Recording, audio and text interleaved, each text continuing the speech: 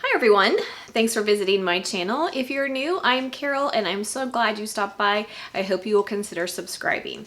So today, as you can tell from the title, we are going to be making some homemade Dijon mustard. And I'm going to be including some canning instructions for you to store it on your shelves for those of you who are canners. If you're not a canner, you can always store it in the refrigerator.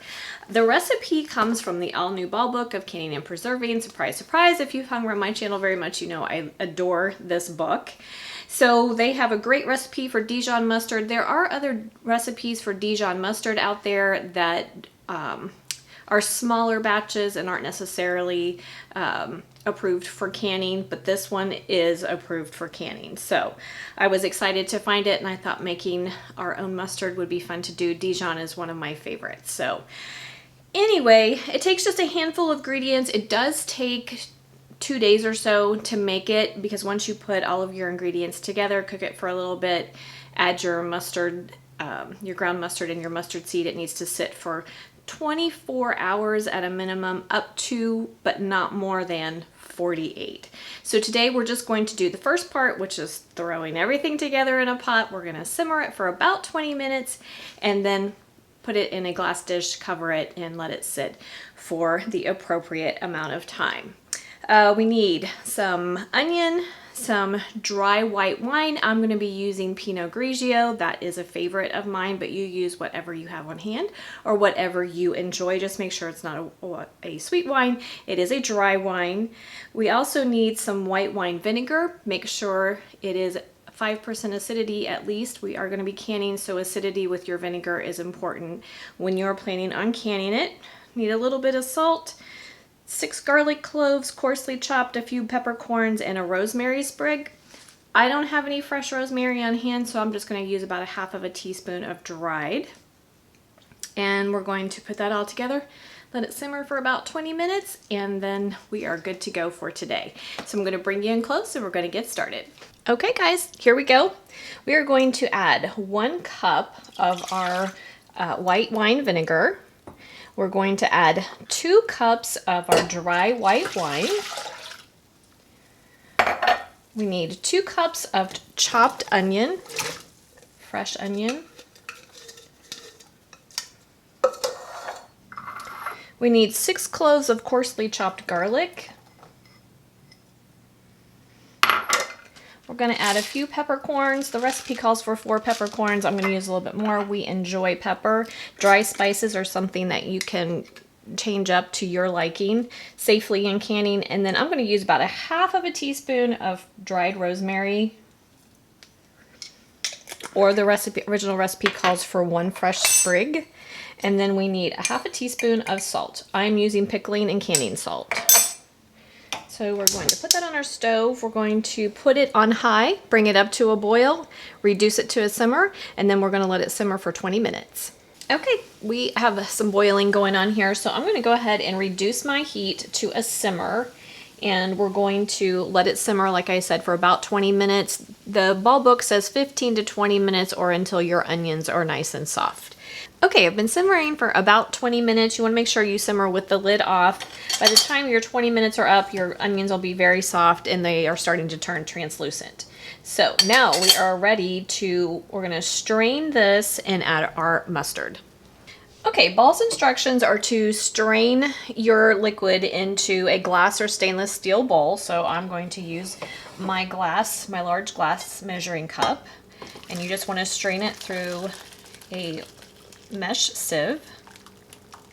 Had a few of my onions go overboard, so I'm going to fish them out.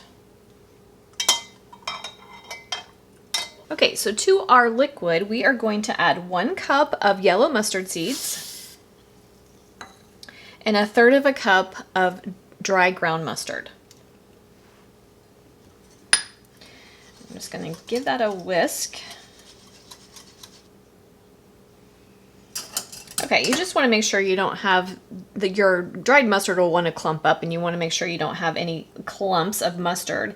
So now ball's instructions are to cover it and let it sit. It doesn't say anything about allowing it to cool. I think I'm going to let it, just put my lid on it kind of ajar and let it cool completely, and then I will put the lid on I'll seal it and let it sit a minimum of 24 up to, but no more than 48 hours. So when we get to step 2, I will bring you back.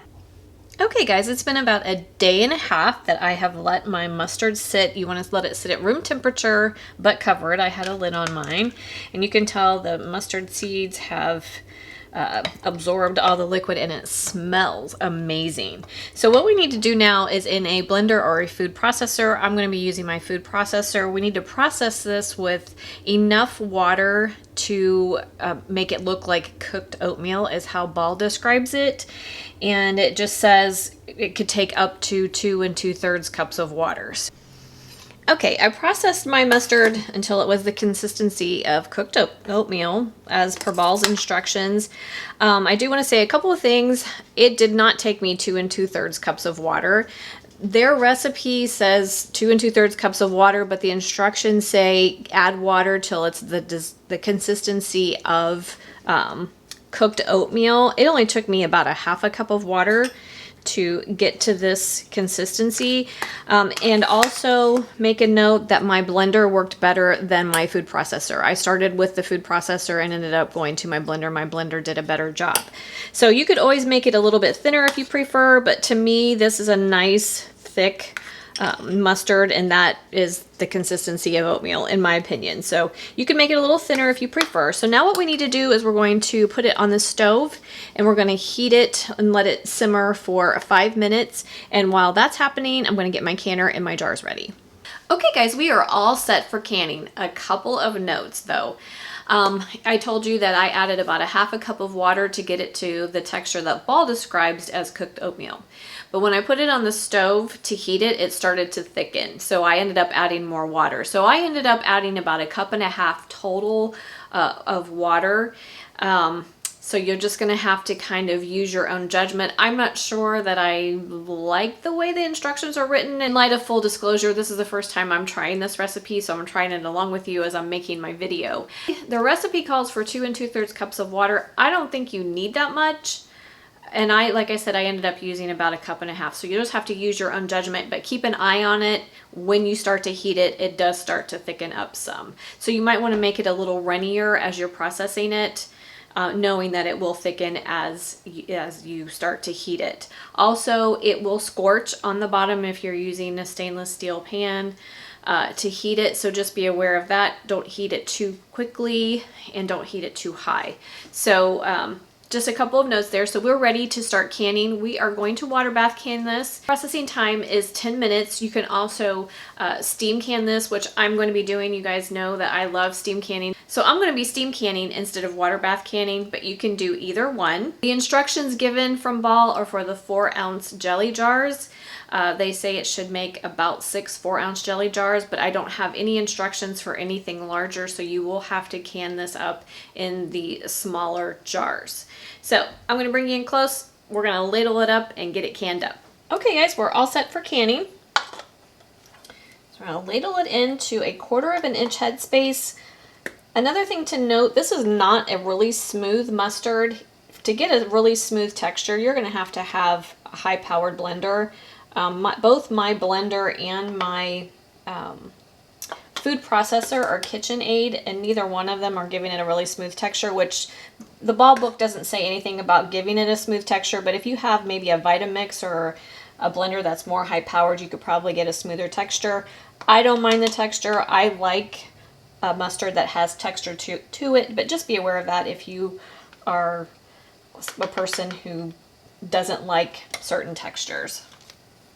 Okay, so we want to ladle it to about a 1/4 inch headspace. Once you get there, you want to use a debubbling tool, a plastic butter knife, or a chopstick to release your air bubbles. So just kind of poke around your jar. Make sure you stay at your 1/4 inch headspace. Okay, once you remove your air bubbles, I take a paper towel dipped in white vinegar. We want to clean our rim so that we get a good seal.